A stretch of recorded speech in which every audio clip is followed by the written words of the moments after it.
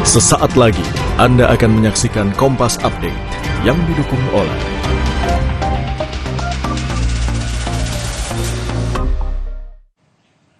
Anda menyaksikan Kompas Update pukul 10 waktu Indonesia Barat. Saya Radi Saputro. Saudara, bantuan pada korban terdampak banjir lahar dingin atau lahar hujan di Gunung Merapi di Sumatera Barat mulai disalurkan.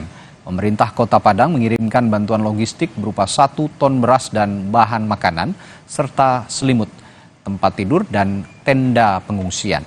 Penyaluran bantuan akan dikoordinasikan dengan BPBD Provinsi Sumatera Barat. Selain logistik, petugas gabungan juga diterjunkan untuk melakukan evakuasi dan pembersihan lokasi terdampak.